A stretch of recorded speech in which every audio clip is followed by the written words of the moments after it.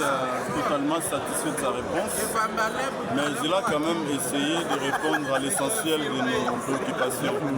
Et comme vous savez, les cadres de concertation entre les deux institutions continuent au niveau de nos commissions permanentes et autres.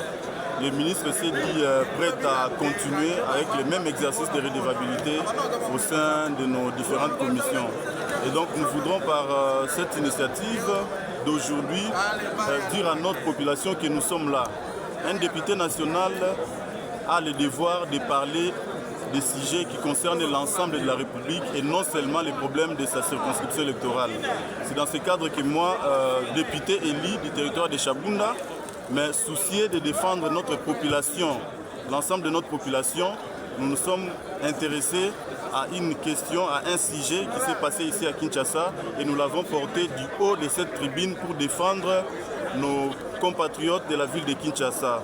Et donc s'il faut résumer notre action d'aujourd'hui, il était question d'interpeller par une question orale avec débat les ministres de l'urbanisme et habitat suite aux inondations, aux dégâts commis à la suite des intempéries que la ville de Kinshasa a connues à la nuit du 4 au 5 avril dernier. Et donc, nous avons estimé que nous n'allons pas nous attaquer aux effets, mais nous allons nous attaquer à la cause. Et pour nous, nous avons estimé que le ministère de l'urbanisme, s'il y avait déjà une bonne planification de l'urbanisme et de l'habitat en amont, on ne serait pas bité à ce genre de catastrophes que nous avons vécues en cette date-là. Et donc nous sommes très contents des interventions des collègues qui ont enrichi notre question, mais aussi satisfait à moitié des réponses du ministre. Et je promets à la population que nous allons continuer en commission jusqu'à ce que nous allons trouver satisfaction à toutes les questions que nous avons posées au ministre. Nous avons formulé des recommandations au ministre. Pourrons-nous en avoir quelques-unes, les principales recommandations?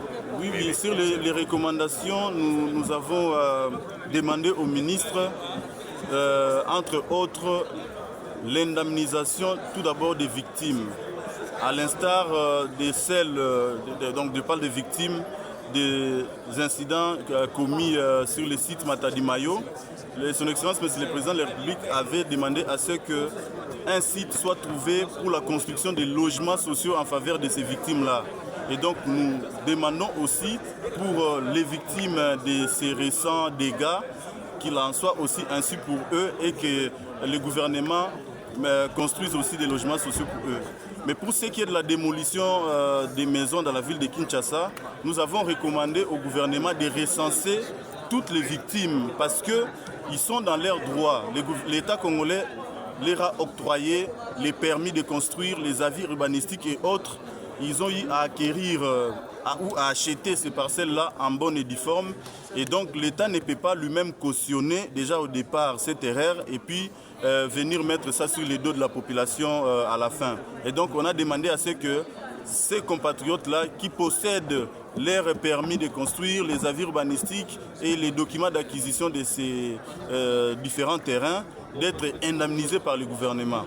Et aussi les agents et fonctionnaires des ministères concernés, que ce soit des affaires foncières ou de l'urbanisme et habitat, qui se sont évertués à vendre les espaces publics et à octroyer même des permis en toute légalité, que tous ces agents-là impliqués dans cette forfaiture soient sévèrement sanctionnés.